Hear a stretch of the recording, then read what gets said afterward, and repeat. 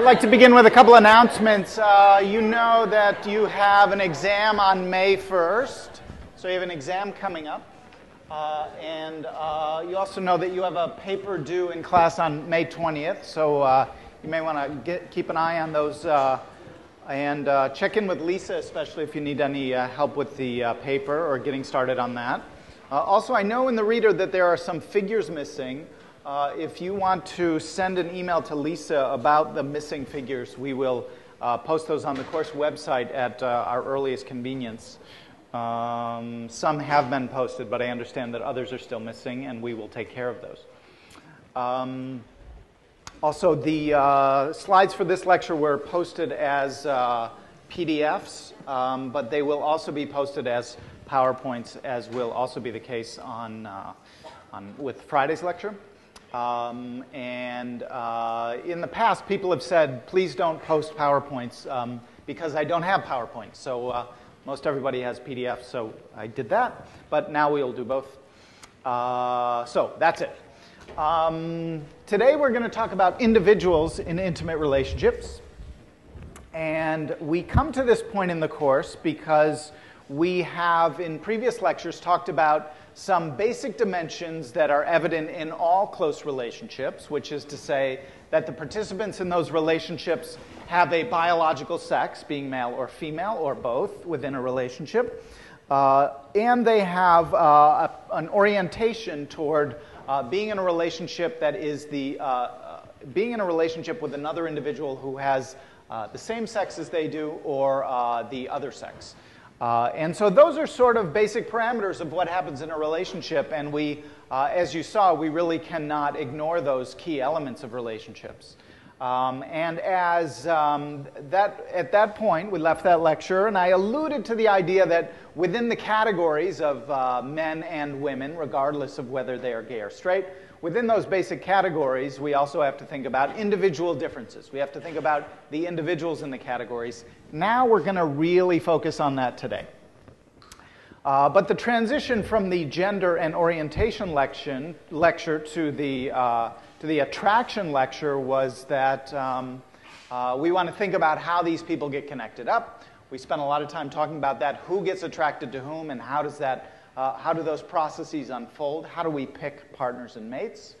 And at the end of our previous lecture, I mentioned that as best we can tell, one of the key conditions for a relationship to move forward is that partners have the feeling that they can create a conversational platform, a shared platform for understanding one another, for talking to one another, and that they have a really strong positive affective reaction to those conversations. And I mentioned that two people who meet who then seem to think that they like one another don't just talk more, they don't have more volume of speech, but they do have more interactional turn-taking, right? There's more turns that are taken. There's a higher rate of back-and-forth conversation, and we have to assume higher levels of positive emotion. People connect with one another, and they share a certain amount of excitement with one another, and that seems to be one important precondition to the relationship moving forward.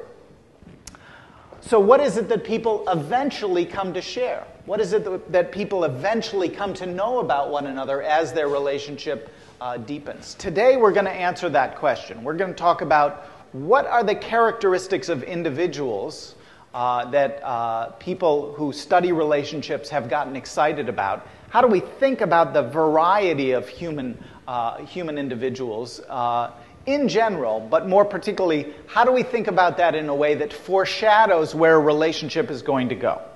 How do we think about all of the infinite variety of humanity in a way that allows us to systematize it?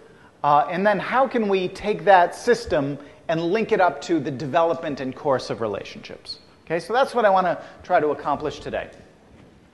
And I will do so in really 4 different ways. First, I'm going to talk about how we think about individuals and how that then tells us about their relationships. And here I'm going to focus on 2 things. One are personality traits, the individual traits that people have, And then I'm going to contrast that approach with a personality dynamics model, dynamics of personality. And there's going to be some familiar concepts that you'll hear at this point. But separate from personality, I'm going to talk about early experiences that we have within relationships that then affect who we are as individuals. Okay? So in the first case, I'm going to be talking about two perspectives that help us to say, how do we differentiate among people? And once we've done that, what are the implications of those differentiations for the relationships that then ensue? And I'll contrast that in the second part with how does our personality develop within the context of our families, of our caregiving relationships that we have when we're young, and how does that then influence who we are as individuals and therefore in relationships. I think that volume is just a little bit high. I'm going to turn that down. So personality traits, I want to start there with a guy named Lewis Terman. In the late 1930s, he's a professor at Stanford. He's very well known for doing a longitudinal study of really, really, really smart people. It's called the termite study. And these are the study of genius. That's what Terman did, and he was the one who really brought intelligence testing from Germany to the United States, turns out. But he also studied genius of another kind, and that is, what are the characteristics that people have to have in order to be good mates? So the very earliest thinking about what makes a relationship thrive or falter was that some people are good at it and some people aren't by virtue of their personality. Okay? So 1938, here's what Terman said. A large proportion of incompatible marriages are so because of a predisposition to unhappiness in one or both of the spouses. Whether by nature or by nurture, there are persons so lacking in the qualities which make for compatibility that they would be incapable of finding happiness in any marriage. Wow. I don't know what his marriage was like, but it sounds like he's complaining a little bit there. I don't know. I actually don't know what his marriage was like. A classic study was conducted around this same time with this same perspective that really why your relationship is going to thrive or falter is because of your personality, who you are as an individual. There's some truth to this perspective. Kelly and Conley, in 1987, published a paper that actually began in the 1930s. And what they did is they got 300 couples who were engaged. 278 of them eventually got married, and then they followed them up 30 years later and then 30 years or so after that. So this is basically a 5-decade-long study to examine how personality characteristics affect the development of our relationships. Or maybe I should say the outcome of our relationships. So what's interesting about this study is that Kelly, it was Lowell Kelly who did this study, he asked not the individuals themselves to report on their personalities, and not even their partners to report on their personalities, but people who knew them, their acquaintances. And 5 people made these judgments. So if you were in this study, 5 of your acquaintances, people who knew you, would rate your personality, and then they would form an aggregate index of your personality around a few key dimensions that people thought were important: neuroticism, extroversion, impulse control, and agreeableness. Okay? They're pretty much what you think. Neuroticism is negative emotionality, negative affectivity, a propensity to experience and express negative emotion. People vary in their propensity to be positive, in their propensity to be negative. Neuroticism, negative affectivity, is a propensity to experience and express a lot of negative emotion. Okay? And then you can see a couple of other dimensions. Extroversion, how outgoing you are. Impulse control, how sort of mindful you are before you make decisions versus impulsive, you just jump into situations and possibly make bad decisions. And agreeableness is sort of an interpersonal pleasantness. Okay, so these 5 acquaintances for each one of these spouses, 278 couples, were making judgments on these dimensions. And then as time passed, people would report on how their relationships were going at these different times. And 50 of the couples ended in divorce. 110 of them were not terribly bad and were probably better than average. And 17 of them were pretty bad. That's kind of a small number. I would not do the study in this exact way because it sort of underrepresents some misery there. I probably would have taken the divorced ones out and then split the rest in half or something. But anyway, we'll get a flavor of different kinds of couples over 5 decades. And we'll see if Terman was right. So on the upper left here, we have the results from the women's personality in relation to the 3 marital outcomes that I just outlined. Okay? So you can see up there for women, and then on the bottom right-hand corner, the men, the 110 happy people, the 17 chronically unhappy people, unhappy for 50 years, right? And then divorced people, the 50 couples that got divorced. And you can see pretty clearly with these white bars, that's negative affectivity. Okay, that's what we call neuroticism, negative affectivity. And you can see that the people who ended up being happy, whether they were men or women, had relatively low levels of negative affectivity. And then for people who got divorced, they had relatively high levels of negative affectivity. You see that? But there's an interesting difference between men and women, huh? So you see that among the men, the unhappy and divorced men were about the same in their levels of negative affectivity, whereas here there is more of a linear progression from the happy to the unhappy to the divorced folks. So in order for men to be unhappy, it seemed like they would have to have higher levels of negative affectivity. Now, impulsivity didn't matter at all for women, but it mattered a lot for men. So if you have high levels of impulse control, so that you sort of think through your decisions, maybe you check in with other people, you don't just sort of go off half-cocked and do whatever you want to do, you are more likely to be happy. And if you are low in impulse control, if you can't sort of choose to not drink alcohol or do things that are bad for you, then you end up, to the extent that your impulsivity is higher, the likelihood of your being divorced, to the extent that your impulse control is lower, the likelihood that you end up divorced is greater. Okay? Now, why might it have been, circa 1930 and 40, why might it have been that impulse control mattered more for men than for women? Any guesses about that? Women generally weren't in the workforce in the 1940s, right? So these are probably men who are not only creating difficulties within their relationships, but creating difficulties within the workforce for themselves, right? So it's not as though they turn off their impulse control when they get to work. It's the same problem. Women, not outside the home quite as much, 1940s. Probably not as big, probably did not bring a lot of problems into the home in the same way a man would. I suspect the same issue holds for negative affectivity. So, pretty clear that over the span of 5 decades, high levels of negative emotionality would be detrimental for your relationship. And here's a cartoon from the New Yorker. You're both miserable wretches, that's what the therapist is saying, but I suppose that's beside the point. It's not beside the point. It's the whole point, right? Social learning theory, you remember, said that relationships succeed and fail because of the rewards and costs that we exchange in our conversations. They reject the idea that negative affectivity would matter because they say what really matters is the exchange of positive and negative behaviors. That's an incomplete view. We can now see that that's an incomplete view.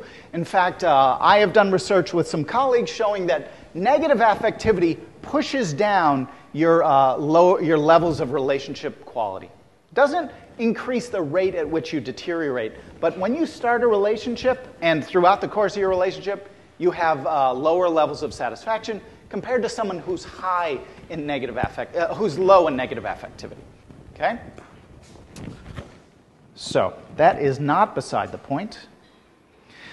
Psychologists since that time have gotten really interested in figuring out what are the core dimensions of human personality. And if you've taken a course in social psychology or personality psychology, you know there is a psychometric tradition by which people make judgments about themselves. Then those judgments are crunched down and used to generate 5 factors of personality. if you adopt a trait-based view of personality, people now say that there are 5 dimensions to your personality. Here they are: extroversion, agreeableness, conscientiousness, neuroticism, which I mentioned, and openness. 3 of these are consistently related to relationship quality: agreeableness, neuroticism, and openness, in just the way you would expect. I've already talked about neuroticism. People who are agreeable, who are generally more agreeable, and who would be rated by others as more agreeable, have better relationships, slightly. They're nicer to talk to. People who are more open also have a little more energy and bring that to their relationship. So we now know that those 3 aspects of what are called the big 5 personality traits do help us to understand personality. If you want to take this questionnaire, you can go to that website right there. It's called outofservice.com. There's a whole bunch of questionnaire measures there from psychology.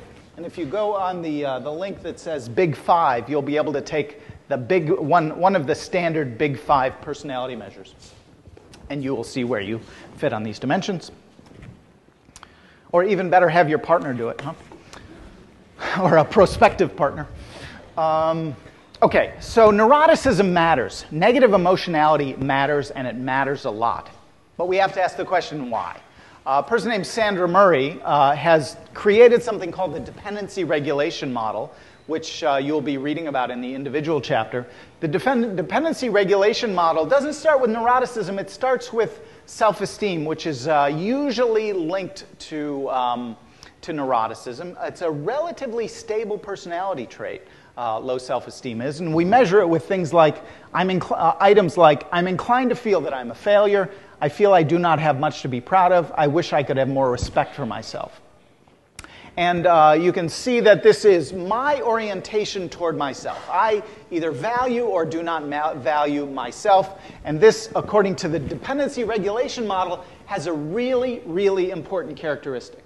The really important characteristic is that among individuals who have really low self-esteem, they tend to assume that other people believe the exact same thing as they do.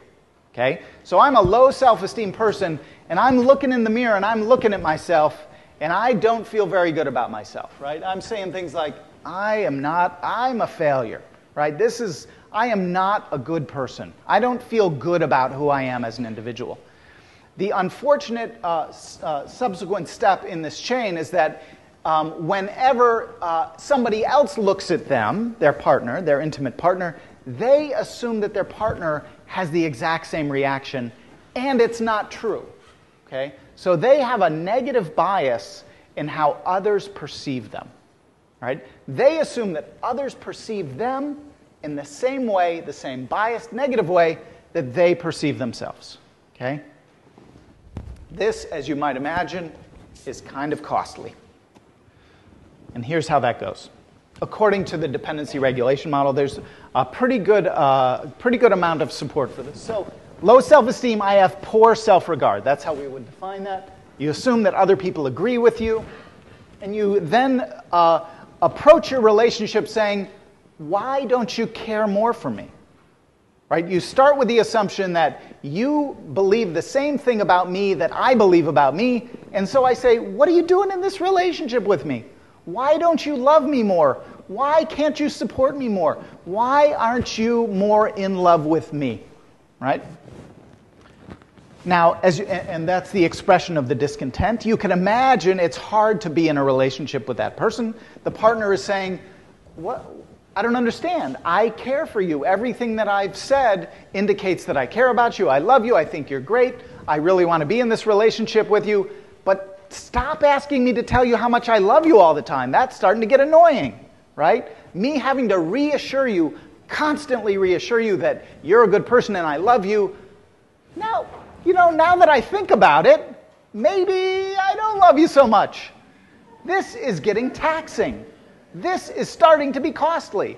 I'm constantly having to prop you up, okay? And the relationship then falters. Okay? So there's this funny thing that happens. Among individuals who have low self-esteem, they say, you must not like me to the same extent that I don't like me. And we know that that's not true.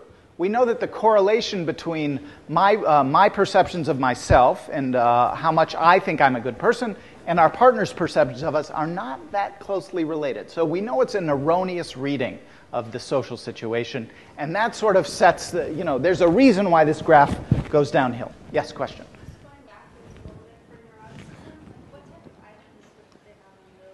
What types of items would there be on a neuroticism scale? It's a great question. Let's see, I haven't looked at one of these. I tend to be anxious. I tend to be kind of pessimistic. When people say, make comments about me, I tend to think about it for a long time. Right? So there's sort of I like to think of negative emotionality as like a radiator. On the East Coast, they have radiators in houses which generate heat, and they sort of push out more and more heat when they're turned on.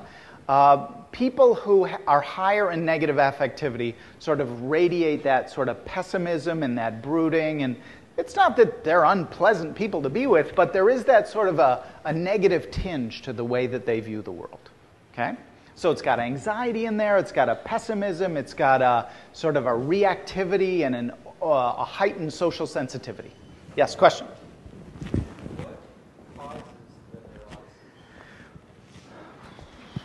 Good question. To a significant degree, it's heritable. It's a genetic, the evidence indicates that it's a genetic phenomenon. So not entirely, right? So there's the rub, is that you have to part of what's important to do in a relationship is to take the capacities that you have and use them to reach out and try to understand your partner. Most of us do that naturally. We do that we recognize that that's part of the deal in a relationship. I've got some baggage, and my partner needs to respond to that, and my partner has baggage, and I need to respond to that. And part of what you have to do when you're in a relationship with an individual who tends to be a little more neurotic is just say, that's just the deal that they were handed in life. That is probably, it's not purely genetic. There's probably maybe a third or even more of the variability in negative affectivity in the population is environmental.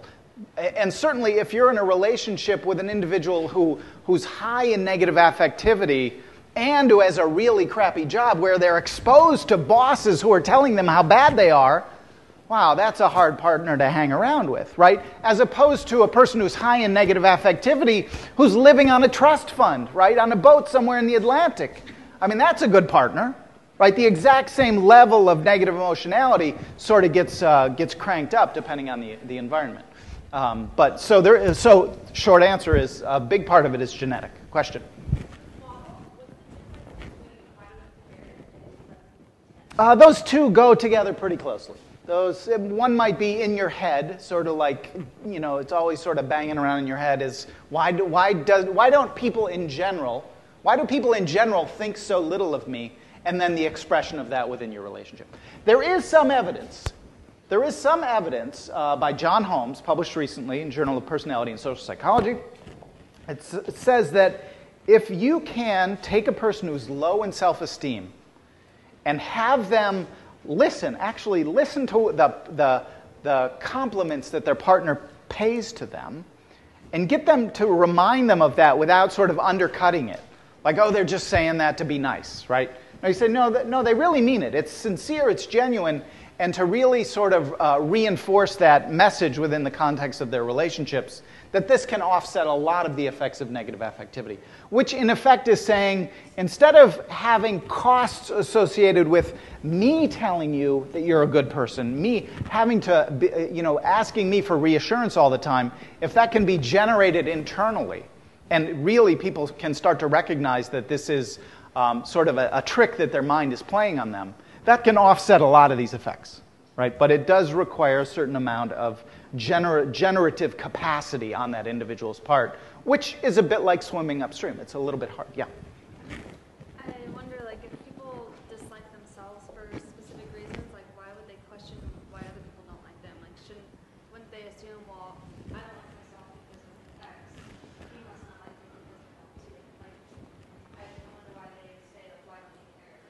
Yeah, why don't they assume that other people are sort of neutral or positive in their relation? Like, if I have an explanation for why I'm an unlovable person, that doesn't necessarily follow that another person has that same explanation, right? So why would that be a shared perspective?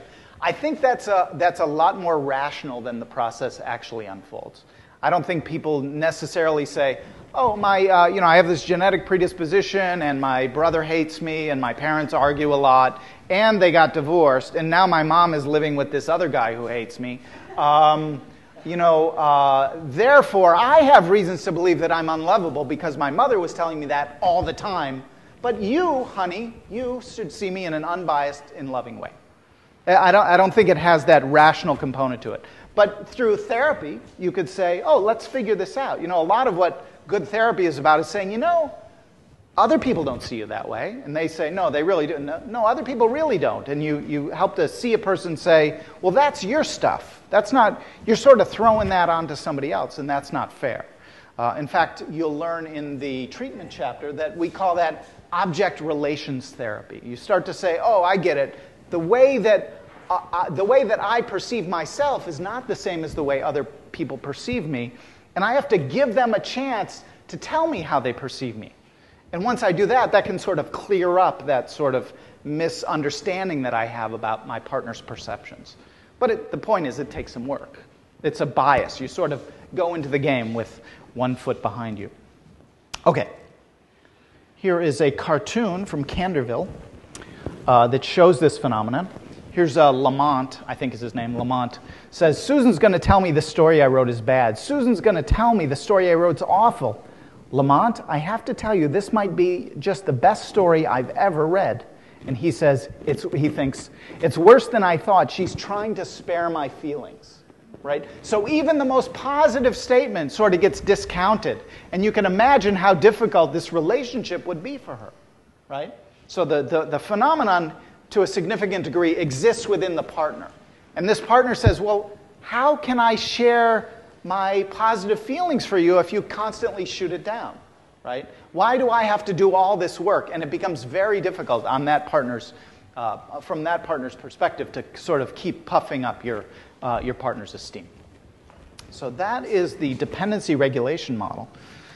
And I think in the textbook we call that making mountains out of molehills, right? So it's good to check our perceptions of that our partners have. That's, by the way, one of the reasons why communication matters in relationships. Communication matters in relationships because we cannot necessarily assume that two people see the exact same thing the exact same way. People who communicate say, are you seeing this the same way I am? We just need to talk about that. And you'll get into that pretty intently when you talk about cognitive processes in relationships. Well, that's one way of thinking about how individuals vary and the ways in which those individual differences feed forward to affect the quality of your relationship. Okay, question here, yes?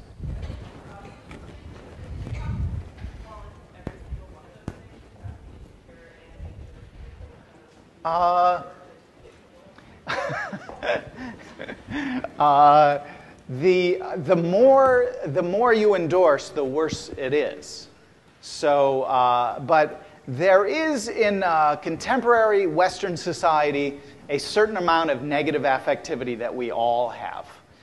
In fact, I give a 20-item version of this questionnaire, probably not unlike the one you'll see if you go to that website I indicated.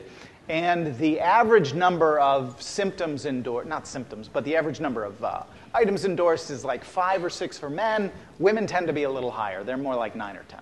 So it's not like, we all start from 0 and anything after 0 gets you into trouble. We all start from, it's kind of good to be a little crazy, right? It's kind of good to be to worry a little bit about some things. Like if your boss criticizes you, well, maybe you should take that seriously, right? There's sort of a normative basis for some neuroses. So it's not that you have to have a clean slate and that if you don't have a clean slate, you get into trouble. So I should have clarified that. Okay. So personality dynamics. There's another group of psychologists that say personality traits are hogwash. That's crazy. That's total bullshit. It's got nothing to do with how human beings work, and it's just you guys getting people to fill out questionnaires and run data analyses. What really matters are not traits, but personality dynamics. Traits are like nouns. It's just a descriptor. But give me a verb. Give me something that motivates you. Give me something that tells me why you want to do something, right? So motives that drive our behavior. Traits can be understood largely without any reference to context, right? So sometimes it's good to be neurotic. Sometimes it's not good to be agreeable, right? There are times when it's not good to be agreeable. There's times when you might not even want to be all that conscientious, right? So we don't understand the traits in relation to any kind of context. We need a context. And when we assess dynamics, we can get at those contexts in a little more of a rich manner. But there's a problem. I can pretty much fill out a questionnaire about my own personality. You can do it as well. Your partners can do it. I could do it for you if I got to know you well enough. But it's really hard to know what your dynamics are. Like, what is it that motivates you? I remember I was doing couples therapy with one guy, and I was with one couple, and the guy was, I asked him to fill out an empathy measure. And he was the least empathic guy in the world I had ever met up to that point in my life.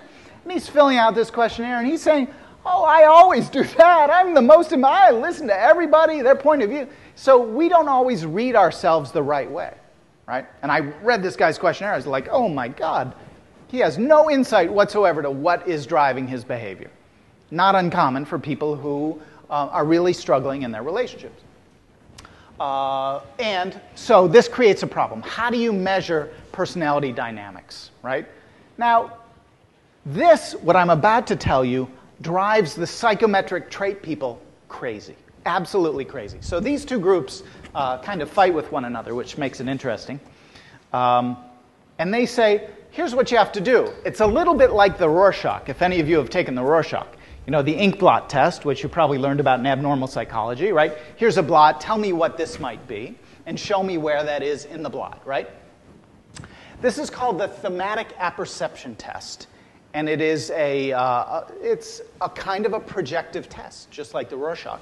But here now there's pictures, right? Pictures that we all recognize. They're not just ink blots, but they're real pictures. And up in the upper left, you see someone. There's 12 cards, I believe. Lisa, have you ever given a TAT? Lisa's done this. So aren't there 12 cards? Yeah, and the instructor chooses. The administrator chooses how many and which ones. The TAT, the thematic apperception test. Apperception, one of those old funky words that we no longer use. Kind of like neuroticism, maybe. So the person up in the left shows an individual these images and says, tell me a story. I'd like you to take a few minutes to tell me a story about each of the pictures I'm about to show you. There's about 10 pictures I'm going to show you. And I'd like that story to have a beginning and a middle and an end. Okay, and the person then tells a story, and the administrator writes down exactly what the person has said. And then later, they code those responses for the extent to which they display power and agency, and intimacy and communication. Intimacy and communion, sorry. Okay? And power and agency we define as concern about having an impact, a control, or influence on another person, or a group, or the world at large. Like power. Sometimes when people tell stories, there's power. There's somebody influencing somebody else, somebody hurting somebody else, somebody telling somebody else what to do. But sometimes there's intimacy and communion. There's connection, there's bonding, there's joining, right? And what's interesting is the same picture can elicit different sorts of responses, obviously. Now, if I were to ask these questions of you, to say, tell me a story about this image right here. And here's an image. There's a guy right there. I don't know if you can see him. There's a woman here with her hand on her face, holding the doorknob. And she might be saying, that was the best night of sex I've had in my life. Oh my goodness, that was great. Communion, connection. And he's like just recovering, right? Or she could say, the person could be telling the story saying, Why did I just kill that man? Right? I've heard people tell these stories. Why did I just kill that man? I was upset at him. He said some things that I didn't like. It got out of hand. I happened to have a weapon, and I killed him. First one, intimacy and communion.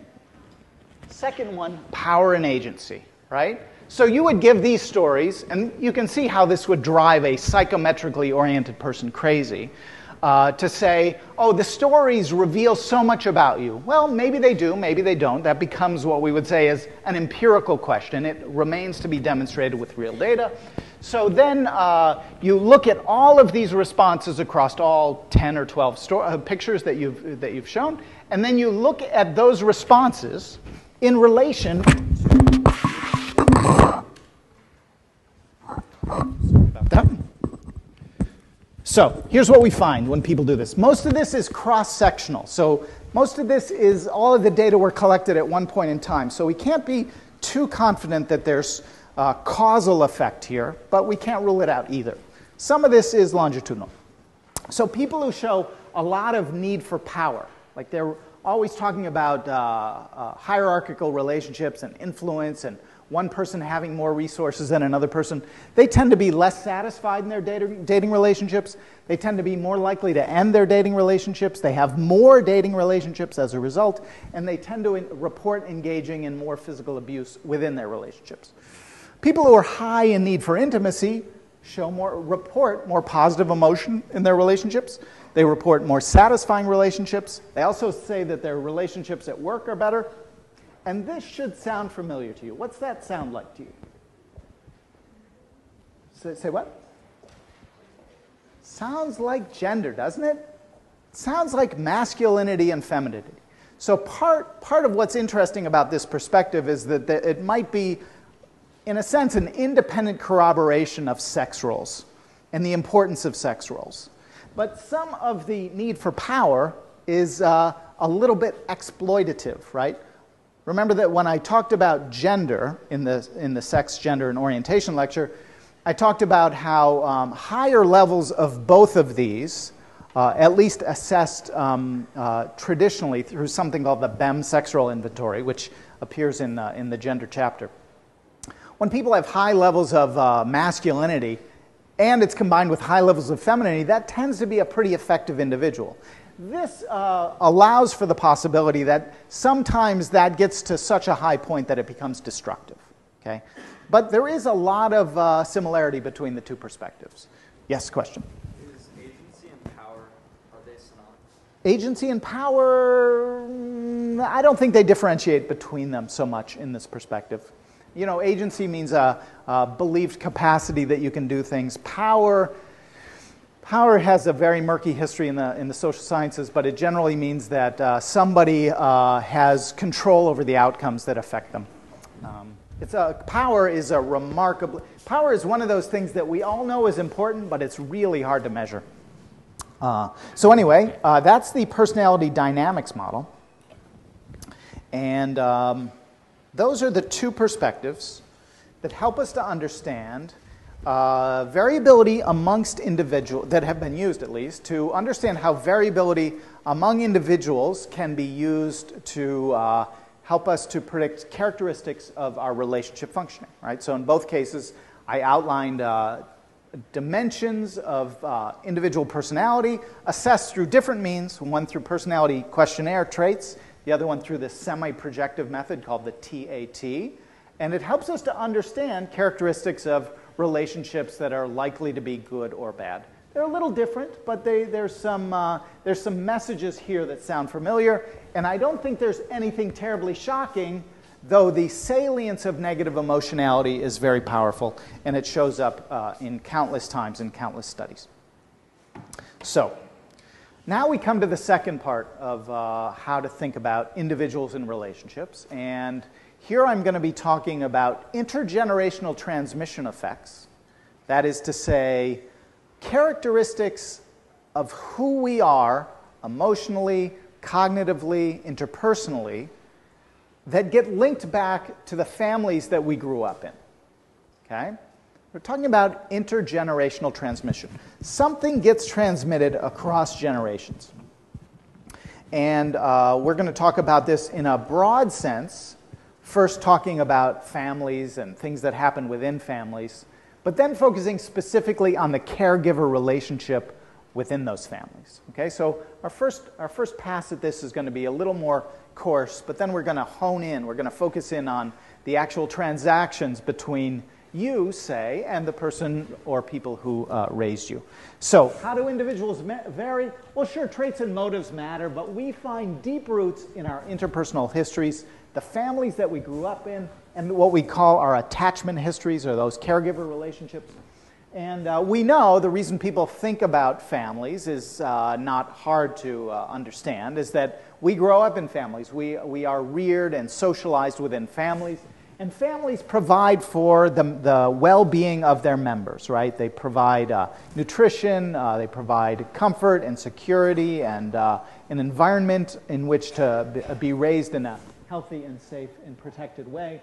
Economically, so that we have resources to purchase the things we need.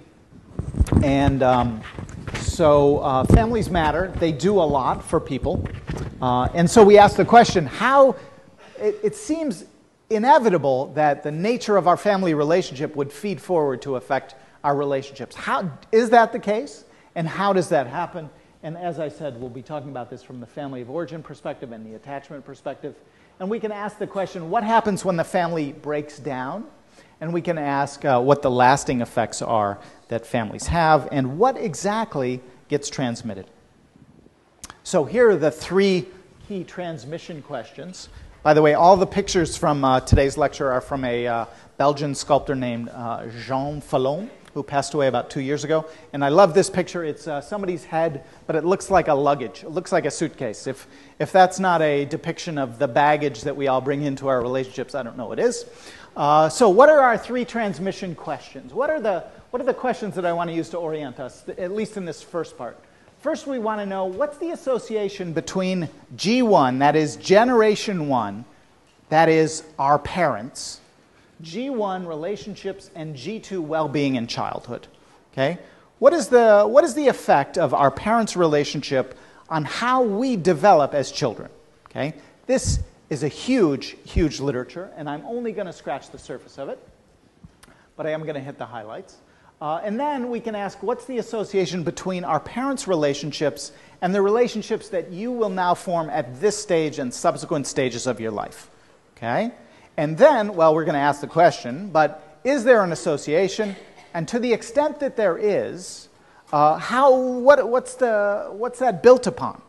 What is exactly transmitted? If it is the case that the relationships that you have and are about to have in the next 10 or 20 years of your lives are built in some small way on your parents' relationship, how does that happen? What is it that gets transmitted? Okay? So those are the three questions I want us to contemplate here. This is a popular topic. You can see there a cover of Time magazine, what divorce does to kids. And in the bottom there, I don't know if you can see it, it says, new research says the long-term damage is worse than you thought. Should unhappy parents stay hitched? Well, that's the big question, huh? This person up here on the top, Judith Wallerstein, says yes. Yes, unhappy people should get hitched because divorce is horrendous. The title of her book, The Unexpected Legacy of Divorce, a 25-year landmark study. This woman, Mavis Hetherington, by the way, Judith Wallerstein is a practitioner up in the Bay Area. And I think she's still an active practitioner. Lovely, lovely person. Mavis Hetherington, equally lovely person, a retired professor at the University of Virginia. She says, no, wait, not so fast. You do not have the data in that book to support that conclusion, and I think it's a little more complicated than that. So there's big debate in the field over the effects of divorce on kids and whether parents should get divorced, and it has really important implications for what unhappy people should do, right? So, Judith Wallerstein says, the glass is really half empty. Divorce is terrible for children. Parents should do everything humanly possible to stay together. She says, for example, that when people do get divorced, when families end, the level of poverty increases. And I think in this class I've mentioned that the best predictor of poverty in this country is not race, it's not education. At least on a short-term basis, it's whether or not your parents have divorced. Because now the resources that existed within your family that were going to support one home now support two homes. And housing is expensive, right? So that is going to just suck out a lot of your money. And so somebody's going to have to pay a price for that, right? So Judith Wallerstein said, so all of a sudden you're trying to raise a child, not only in two different places, but with less resources to do so. Okay? Divorce creates emotional difficulties in parents and children. Divorce leads to short-tempered and coercive parenting. And, of course, it's really usually a single-parent situation now. One of the benefits of being in a dual-partnered relationship is that if it just creates a lot of flexibilities for you. That if you're stressed out or have other responsibilities, that someone else can jump in and handle the situation with your children. Or if you're frustrated with your child, you have somebody who can come in and say, you know, I understand, let me take over. I'll take over now. I see you're getting frustrated. So you've got sort of a tag team approach to parenting, which is not quite as available to you usually if you're in a single-parent family, right? That makes it hard. It just makes it hard. And this is what Judith Wallerstein has observed in mostly interview-based assessments of individuals who she studied. And she says, and the evidence tends to support the view that divorce doubles the risk of adverse outcomes among children. Okay? Which is to say that if we have two groups of children, one of whom's parents divorced, the other whom parents remained intact, the children whose parents have divorced have twice as much a likelihood of having some sort of emotional or educational or interpersonal difficulty than the children whose parents remained intact. So there's a doubling of the risk, right? That sounds huge. That sounds horrendous. It sounds terrible. But it's important to remember what gets doubled. If you have $1 in your pocket, and I say, I will double the money you have, I've only given you another $1, right? That's not a lot of money. So that's sort of the trick that we have to pay attention to. So Mavis Hetherington did a long-term study, studied people who were in intact marriages as well as those who whose parents ended their relationships in divorce, which wasn't the case in the Wallerstein study. This is pretty well pointed out in a special focus box in the reader. And she says, well, yeah, there is a doubling. You're absolutely 100% correct. But the doubling goes from about 15%, which is to say about 15% of the kids, broadly speaking, of the parents who are in intact marriages are going to have some problems.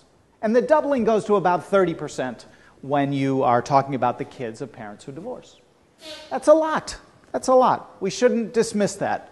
But we also, and Mavis Hetherington is quick to point out, we also shouldn't ignore the fact that 70% of the kids whose parents divorce do just fine. Okay? So is the glass half empty or is the glass half full? It depends on your point of view. It really depends on your point of view. This doubling is a real phenomenon, but the doubling goes from 15% to 30%, leaving the vast majority of children, even those whose parents get divorced, as ending up pretty okay and pretty much undistinguishable from the people whose parents didn't divorce. Yeah?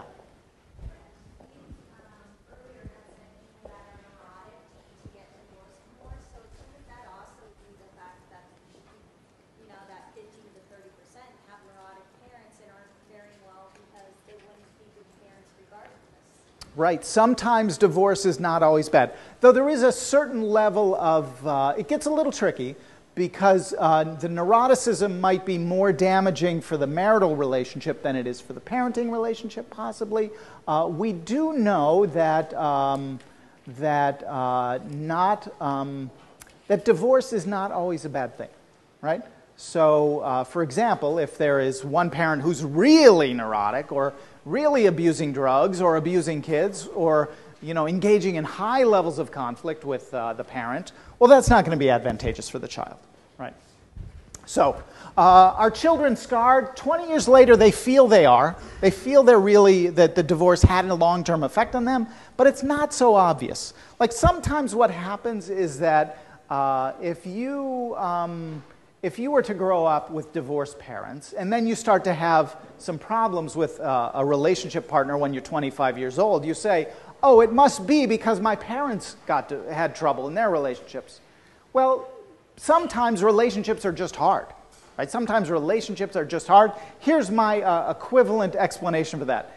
If you've ever had the virtues of having a housekeeper, I have not.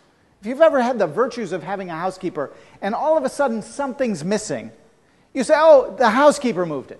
It just happens to be a convenient explanation that may have nothing to do with the truth, but it's a convenient, obvious explanation, right? I think something similar is going on with the kids who divorced. There's a question here, yeah. Is that assuming that both parents are still in the child's life, although they are separated? So it's not including like absent father situations, stuff like that? There's all kinds of divorces. What we're learning and what point number 3 here in Mavis. By the way, this book, if you are a child of divorce, you should read either of these 2 books. I would especially recommend reading Mavis Hetherington's book. But she says it depends on the divorce. There's a wide variety. There's all kinds of different ways. And in fact, divorce is not an event. It's a process that unfolds over years and years. And sometimes it's rough and sometimes it's not. But divorce is not a singular event. It's not a one-time event. It's a sort of a set of circumstances and events that transpire in an individual's life. And as a result, it means that they can go in lots of different directions. Another question. Yeah? Yeah, I mean, how do they know that the negative consequences are a result of the divorce and what happens after that, or maybe like a prolonged exposure to a toxic environment or something like that? It gets worse when there's a prolonged exposure to a toxic environment. So you can measure the extent to which, within a group of divorced people, you can measure the extent to which the parents set aside their differences and really sort of come together and help to raise the child in a healthy and productive way, which many people can do. Or you can, and they can report on that, and you can observe that, you can see that in people's conversations. Or the opposite, where people are bickering and fighting and constantly on each other's case in all kinds of different ways. Those kids don't do so well. And here's an important message. Let me jump ahead a little bit. You can see the other ideas here, but let me jump ahead, which is that the issue is not the divorce. Your point, the point about this heterogeneity within the experience of divorce raises the point that the issue isn't the divorce. The issue is the conflict associated with the divorce. Okay? Divorce can be good or bad, right? It's hard. It's almost always hard. But it can be good or bad, right? And we know that what contributes to the difficulties that parents and their children experience is usually the high levels of negative emotion associated with that, usually. Okay? So, is divorce just bad? End of story? Just don't get divorced? Well, no. Divorce is bad, but if you look at the kids prior to the divorce, before the divorce ever happened, you already see the same problems.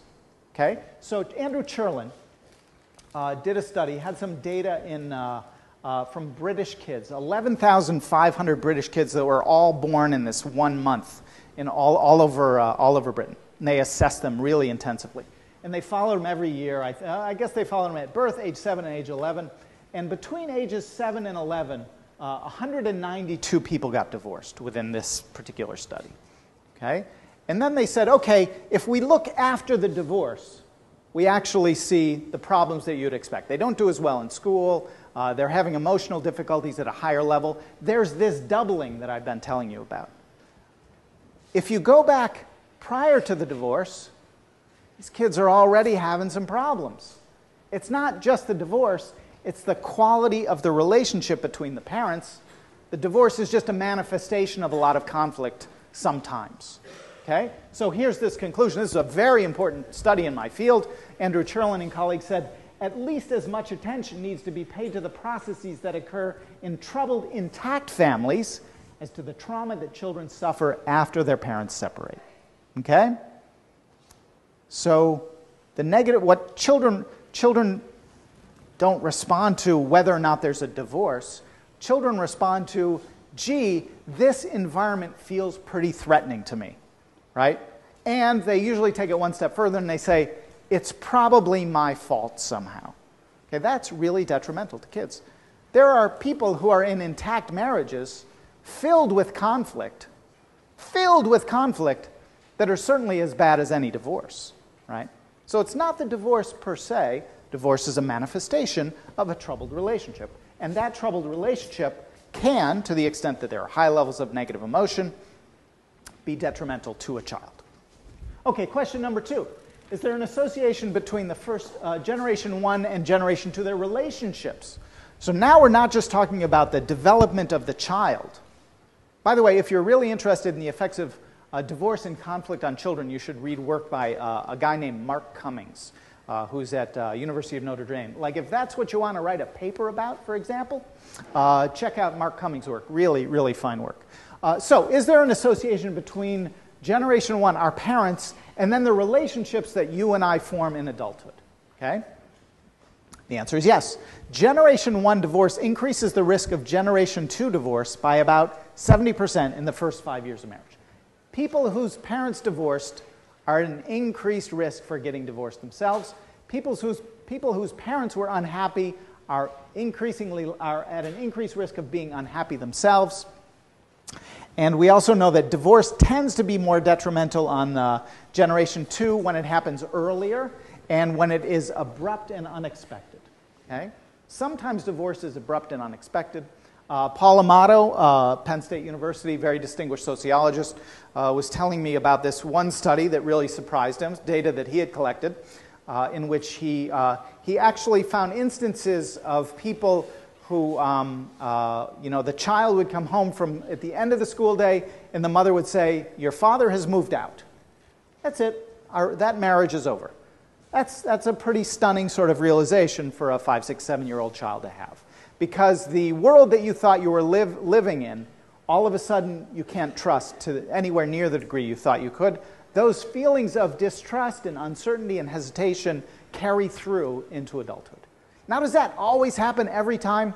No, this is the social sciences. We're not in chemistry. We're not in physics. These are probabilistic associations. People connect up with other people and they get reassured. People connect up with great partners and everything works out. But probabilistically, there is an increased risk. Is it a death sentence? Does it mean that if your parents got divorced or your parents had a lousy marriage, you're destined for a lousy marriage? Absolutely not. But it does increase the risk, and the risk is something we need to know about. Question in the back there. Shout it out.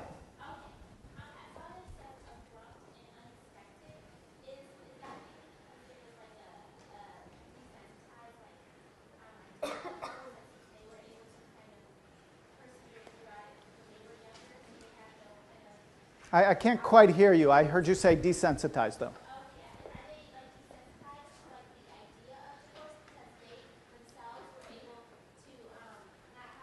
Oh, I see your point, which is that, divorce is an acceptable thing. I'll do it myself.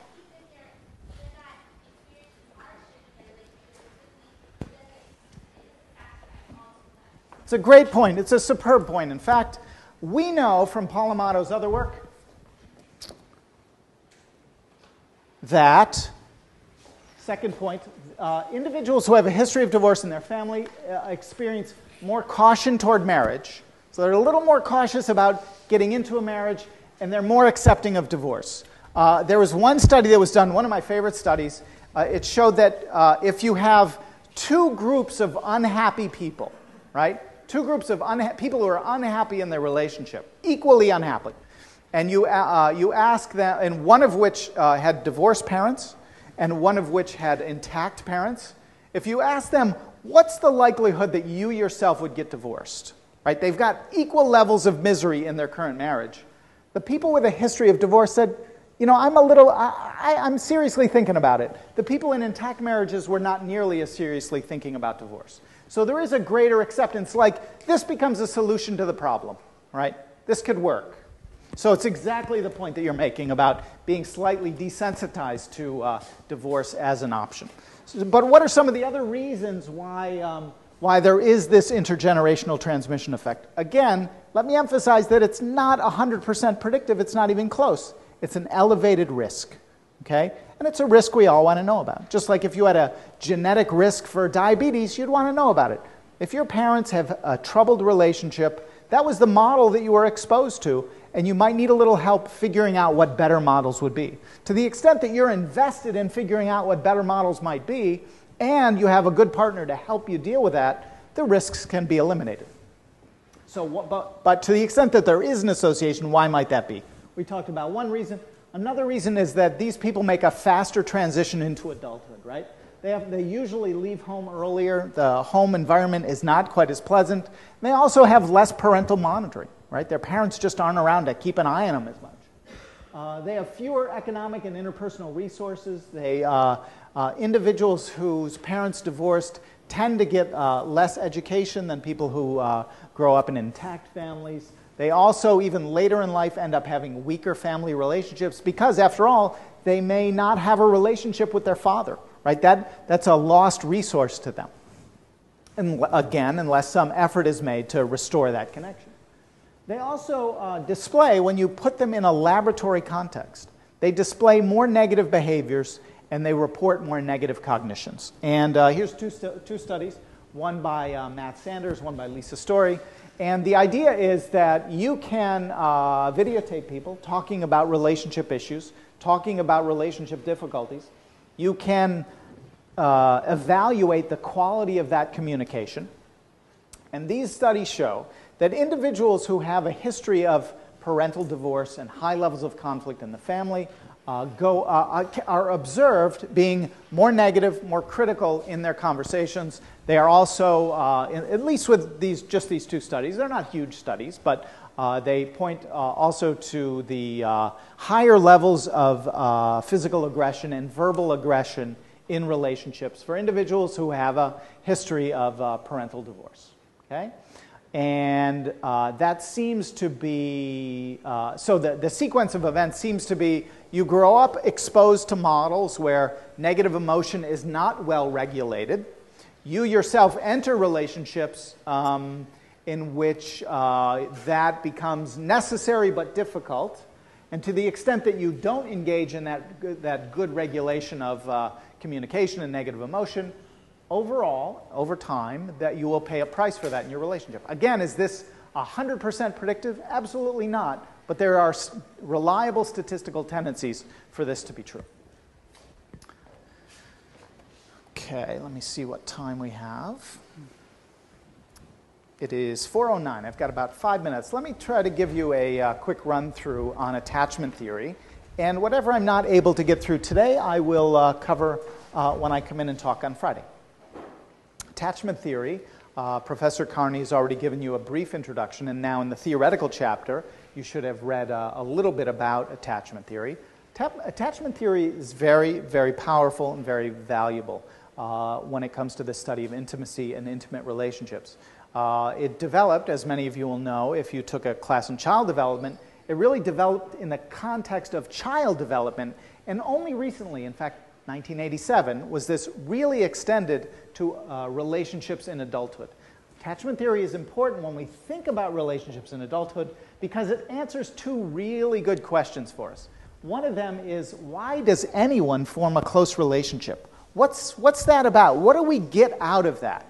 And we think of this as sort of a nomothetic model or a universal model of attachment, right? Why does anybody have relationships, and what sort of functions do they serve for us? Important question, and this theory, this perspective, gives us a nice answer to that question. The second question that this theory answers for us is, why are there differences amongst all of us in how we approach relationships? Why are there individual differences? So that is to say, how does one's attachment history affect the quality and duration of a given romantic relationship? Not just relationships in general, but the one you're in now. Okay? You see how those are different? That we think of as idiographic. So unique to you and unique to your own experiences, unique to the caregiving bonds that you were exposed to. So an attachment theorist says, how do people differ? Well, we've heard the trait perspective. We've heard a dynamics perspective. We heard the intergenerational, really sociological perspective. And now we're hearing the attachment perspective. The reason why individuals differ and the differences that matter in predicting something about your relationship have to do with the management of the caregiving bond that you were exposed to. So, what is attachment? Attachment is an intimate emotional bond in childhood now that one individual forms with another individual. We call that person the attachment figure, who can provide protection, comfort, and support. And that individual provides for us a secure base, a place that we can operate from when you're a child, and also a place to return to when you've been threatened as you go out into the world. As you probably know, attachment theory is associated with John Bowlby, a British psychoanalyst. And he was influenced in part by an ethologist, Konrad Lorenz, who studied imprinting. And Konrad Lorenz, you've probably seen this picture there on the upper right. He discovered that if you were the first person that baby geese saw, that the baby geese would follow you instead of their mother. Right? Baby geese imprint on something because they have a program within them that says you need to latch on something for comfort and support and survival. Okay? He won a Nobel Prize, Konrad Lorenz did. And so the idea that Bowlby picked up on was to say, well, it's got to be the same way among children, right? We have to attach to a human being, an adult human being, who can take care of us and provide us with that protection, that comfort and support that we need, and a secure base when we want to check out the world, and a place to come back to when the world is scary. Okay? So these bonds persist into adulthood, and so Bowlby in 1969 wrote, "A child's first relationship is the foundation stone of his personality." So remember, I said that what we're trying to do is draw links between experiences in a relationship and how that affects the individual. And now Bowlby is giving us the answer to that question. Let me just take you through one more slide, and then we'll pick up here tomorrow, on Friday. Now here's the universal system part, right? That is Mary Ainsworth, and she did a lot of the research that expanded on Bowlby's ideas. And she said, we have something within us called an attachment behavioral system. So she gave this label to the system that existed that Lorenz had identified. And this orients the infant to the caregiver and helps to ensure that the infant's survival. And this is the system that allows the infant to check out three things. Their internal state. How am I feeling? Am I scared? Am I upset? Am I comfortable? Do I need something? Or am I okay? The availability and responsiveness of the caregiver. So is there someone around? Right? Kids monitor. Kids look in their environment for help and support, even when they're just doing stuff. Right? When they're just doing stuff, kids are looking around. Kids are checking out who's available as support and nurturing and comfort should problems arise. And that's the third thing that we as infants monitor. Are there threats? Right? Is something bad going to happen? And if so, how do I feel about that? I need to register that inside of me, and I need to know where to go should a problem arise. This is the program that we have inherited. The infant experiences felt security, which, when they are threatened, results in efforts to restore proximity to the caregiver. So if you're out exploring the world and something bad happens to you, you rush back to your caregiver, and if that's possible, if there is a caregiver, you are vigilant to threats and to caregiver availability, right? So you're sort of checking it out. But if there is no caregiver, you sort of close down. You shut down emotionally, and you try to become invisible so that threat cannot attack. Okay? Now, last thought. How that caregiver responds is crucial for the internal working models, for how you then organize yourself emotionally, and for how you think about yourself as a worthwhile human being, someone who's worthy of the attention and care, And the other part of that program that we carry around with us is to what extent, not just am I available and good, but to what extent are other people reliable and trustworthy? That becomes the foundation for the individual difference perspective, and I'll wrap up with that on Friday. So see you then.